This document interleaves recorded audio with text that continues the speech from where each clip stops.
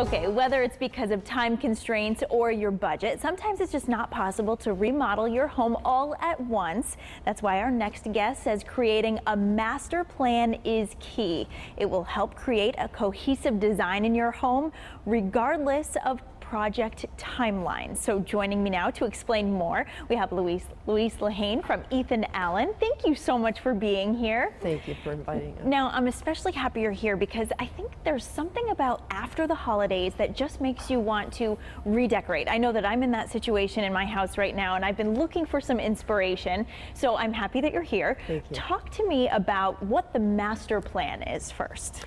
Well, typically what we do is we greet clients and kind of find out about their projects and what they're working on. Sometimes it's just simply looking for a lamp, or if it's a project. And if it's a lamp, sometimes it needs an accessory call. We have complimentary design service. And typically that's where the master plan comes into place. We'll come out to people's homes, and again, it's complimentary. We'll measure and talk about the space and just get an idea of the scope of the project. And then we kind of come back to the design center and create a floor plan. And it's all about, it's all about traffic. Who's walking through the room. Exactly. You probably want to look at some of the details of the room, maybe the lighting and yes. how things are what exactly. are some of those elements that you're looking for? Well, the lighting is so important in a room. You want to make sure you have all your points of lighting. Typically in a smaller room you can do 3. A larger space you want at least 5 points of lighting. And if you don't have natural lighting happening, that's something that you would then look to create some lighting? You would. Okay. I mean, functional lighting is so important, task lighting. So that's, you'll place it in different areas. Floor lamps near a chair, lighting on an end table. Sometimes this type of a situation, we're floating a sofa, so we'll actually end up putting a piece behind it and tucking in some ottomans and then adding additional lighting there where we can slide it and underneath the sofa just to add more lighting. And you said somebody will actually come out and help you with this. So this is kind of like a personal interior designer who can, because I know that a problem I run into is I love all these beautiful items that you have here, but I just don't know how they fit into my home. So right. someone might be able to guide you through that process. Absolutely, absolutely. And we'll pick out furniture and we'll pick out fabrics, and it's all about the different textures and scales. We have some beautiful ones here. Why don't you talk to us about some of the items that you brought here today? Speaking of texture, and this rug we were saying is just simply beautiful. Yeah, that's an awesome rug.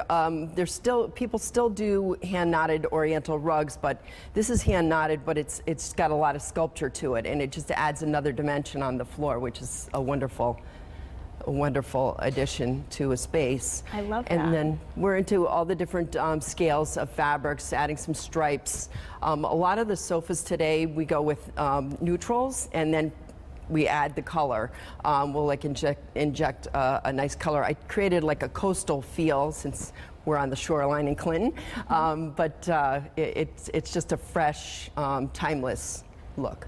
And I do want to talk about the floral and the light as well, the lamp that you chose. I'm just noticing, as you were saying, just the different patterns can really make it interesting, but it's not too much. I don't know how you were able to make this not look busy, but it doesn't look busy to me. Yeah, it's typically just bringing in textures and the braid around the pillow. It's all about scale, so how everything balances. And you were saying that blue is a really nice color for coastal. It is. What are some other colors that you're seeing people very interested in when they come in this time of year?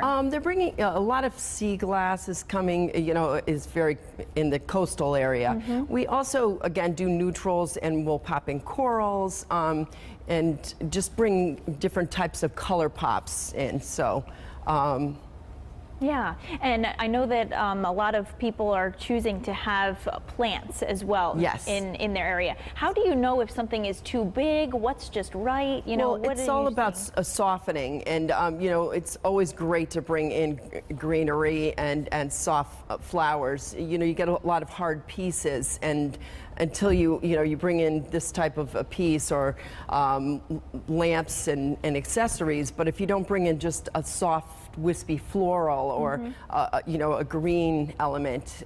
It just brings nature from outside in. Now those items that you brought there, the beautiful dish, would that go on a mantle? Is that a side table? What are you thinking for those? I've put it on, laid down on a coffee table. You can bring it into a kitchen and add fruit in it. You know, you can stand it up on a mantle. So it really is a very versatile piece. It's a beautiful piece too.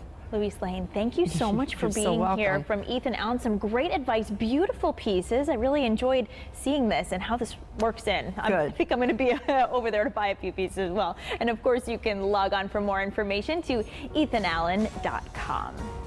And coming up, we have more